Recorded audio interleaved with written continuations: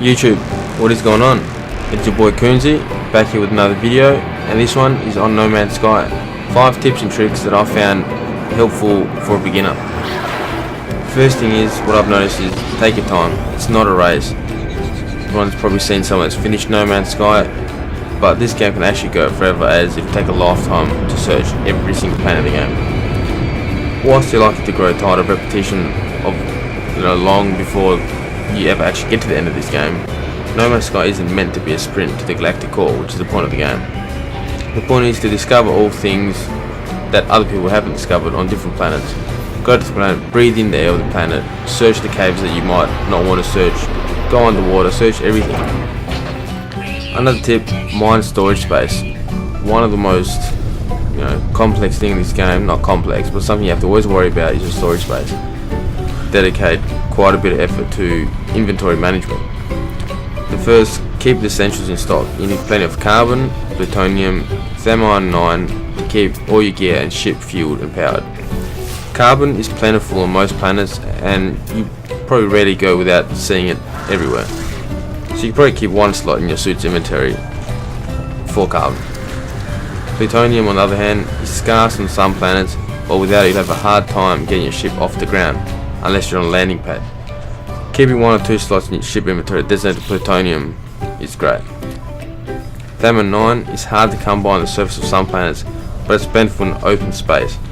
One thing, it's in asteroids, so when you're in your spaceship, make sure you shoot them with your photon cannon to harvest them. It'll power up your pulse engines so you can travel long distances in the system more quickly. Another thing, next tip would be upgrade your gear whenever possible. The tight storage space can be increased rather quickly in game by finding or purchasing suit and ship upgrades.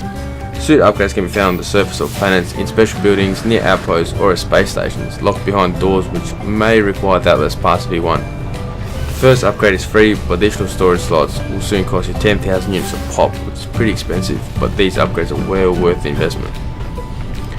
Purchasing new ships, however, is a tough pill to swallow, ranging anywhere from 200,000 units to upwards of 3 million.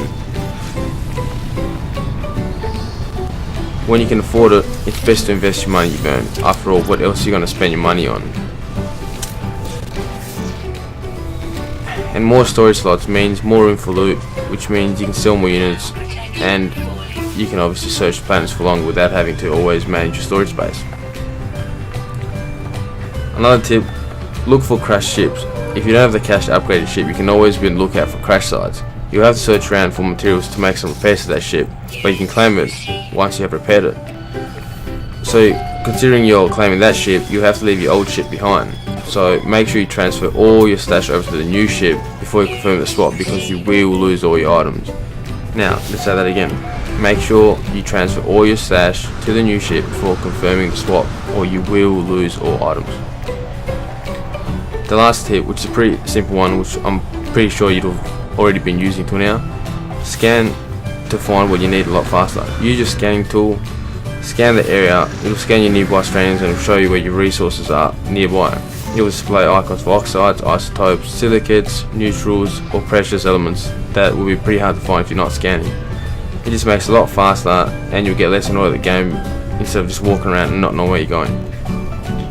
So incorporating these 5 tips into your game as you're a beginner will definitely help you move through the game much smoother, and you'll get less annoyed. If any of these tips helped you or you found this entertaining, make sure you like, comment and subscribe, and I'll see you in the next video.